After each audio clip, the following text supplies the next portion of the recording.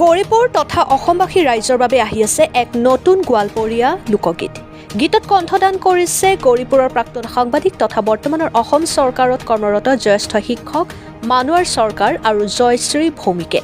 গীতৰ টাইটেল শিলাই নদীৰ পাৰত। গীতটোত অভিনয় কৰিছে কোচ জিতুল, শ্যামন্তিকা শৰ্মা আৰু অন্যান্য বহুতো।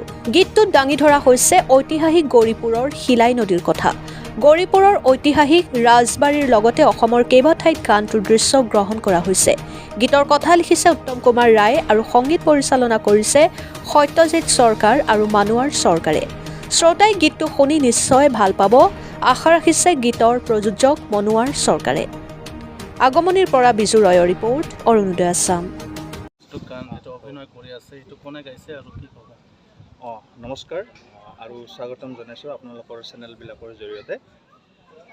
মোৰ নাম কোচ জিতুল। মই গৌৰীপুৰত আজি শ্বুটিং কৰি আছোঁ।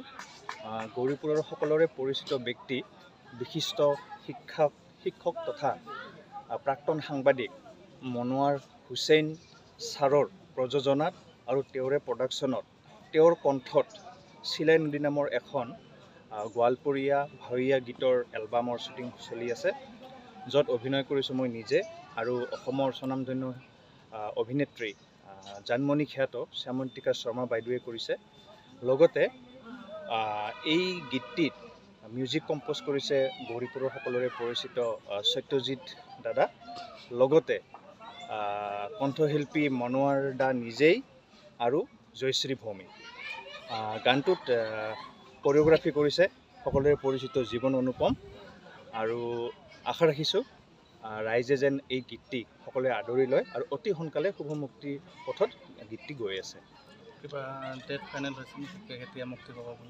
এনে জনা হিচাপত নিউ ইয়াৰৰ আগেয়ে গীতটি উন্মোচন কৰা হ'ব।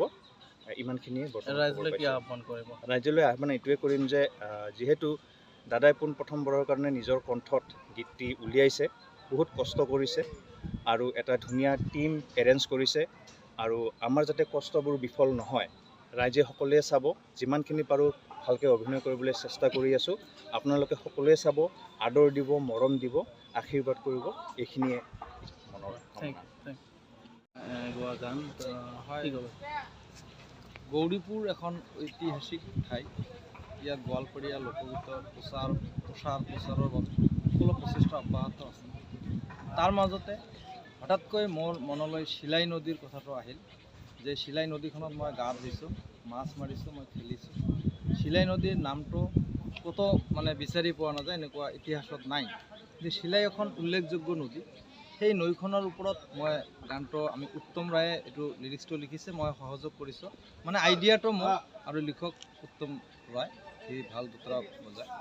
গানটো আমাৰ আজি অভিনয় কৰিছে গানটোত আমাৰ অসমৰ স্বনামধন্য অভিনেত্ৰী শ্যামন্তিকা, আমাৰ সুঠাম দেহাৰ এজন যুৱক এক্টৰ জিতুল পাঠক, আৰু গানটোত কণ্ঠদান মই নিজে কৰিছোঁ আৰু মোৰ সহযোগী আছিল দ্বৈত কণ্ঠৰ গান এইটো জয়শ্ৰী ভৌমিক।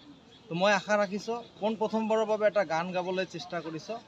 যদি আপোনালোকে গানটো অচিৰে পাব, গানটো নিশ্চয় ভাল পাব, এটা নতুন এটা আমেজ পাব, দৰ্শকে নিশ্চয় এইটো আদৰি ল'ব।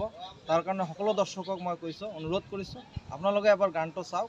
গোৱালপৰীয়াৰ এটা ব্লেক ধাজৰ এটা গান ইয়াত গোৱা হৈছে।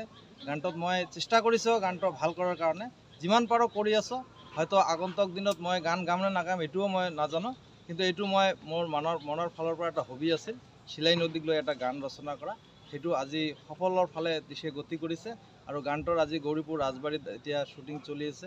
ইতিমধ্যে অভিনেত্ৰী শ্যামন্তিকা শৰ্মা আহিছে, জিতুল পাঠক আহিছে, আৰু আমাৰ অন্যান্য নৃত্যশিল্পীবিলাকো আহিছে।